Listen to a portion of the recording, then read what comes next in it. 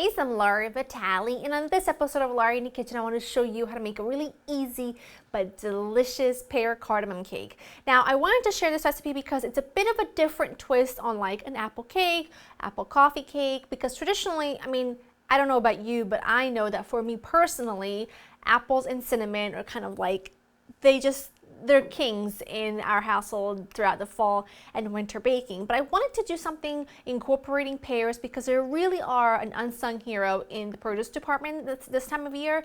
And they go so well with cardamom because cardamom, although it's quite, it's got a lovely spice to it, but it's also really floral and really lemony. So it's a little bit of a different twist on a traditional coffee cake that you make this time of year, but it's incredible. Let me run you through the list of ingredients because it's not very big, but they're all the right ones. You need some all-purpose flour, ground cardamom, you need some baking powder, salt, sugar, sour cream, whole milk. You also need some additional flour, cold butter, and brown sugar for the topping, some diced Bosc pears, some eggs, a little bit of lemon, and you need some unsalted butter that's been softened at room temperature. I've got my oven preheated to 375. I've got a 9-inch springform pan sprayed with some nonstick spray, and the bottom has been lined with some parchment paper so that we're pretty much ready to go. This is so good, just you wait. I really think you're gonna love it, and I really think that it's gonna be a great way to just bring a little something extra to your holiday table, or maybe if you're going somewhere and you're gonna bring a cake, bring this because I really think you're gonna love it. It's so good. The cake itself is delicious, and it's just, you know me, I like me some carbs, I like me some cakes. So if I say it's good, it is really good. I'm gonna cream together the butter and the sugar using my handheld electric whisk, and I'll show you what it looks like when it's there. It's just incorporating it so it's fluffy.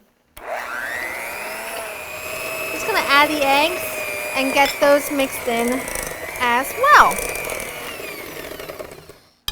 That looks lovely. I'm gonna just set that aside.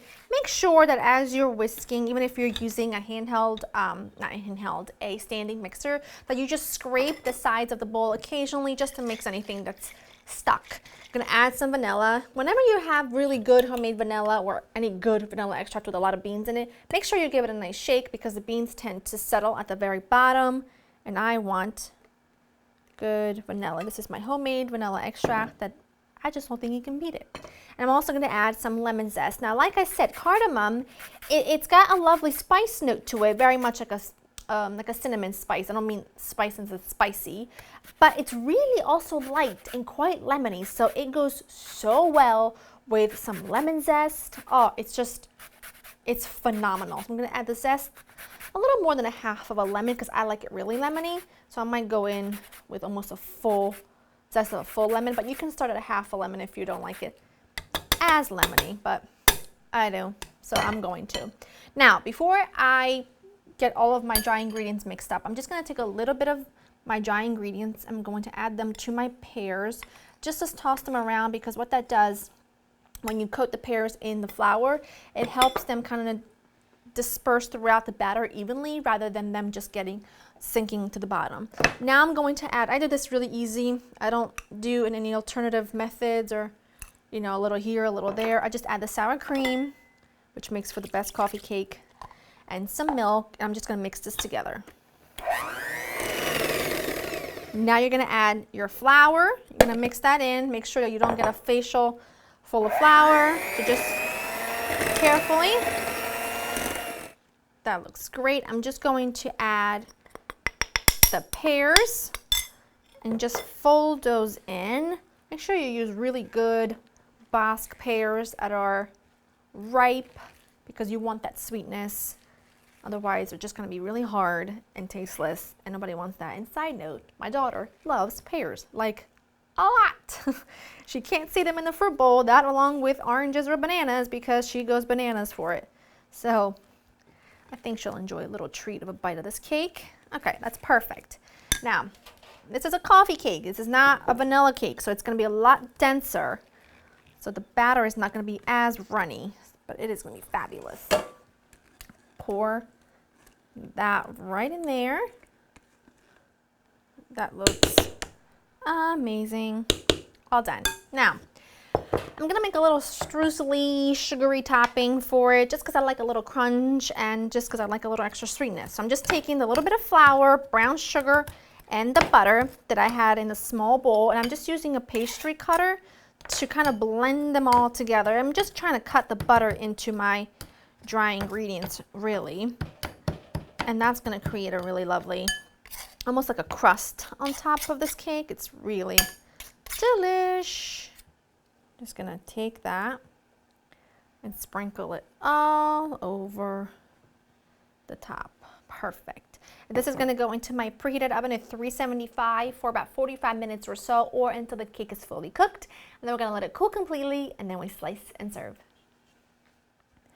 My cake was in the oven for exactly 45 minutes. I took it out, I let it cool for a little bit in a springform pan. Then I took the springform pan, I took it out, and it's been cooling. It's been cooled pretty much completely at this point. I just want you to see how gorgeous the top of this is. That crumble mixture, it made almost like a crunchy, sugary, delicious lid on top of this dense coffee cake. And it smells like absolute heaven and beyond in here. A little confection of sugar, because you always need a little extra sweetness, especially around this time of year. And then you cut and serve. And if you could just, I mean, the crunchy topping is just really spectacular. Look how beautiful. I just want you to see. It's fantastic. It's dense because of the fruit, but it's also quite crumbly. And it's dense, but it's moist as well, especially from the sour cream. It's really a thing of beauty. I need to take a piece of the top. I want a whole thing.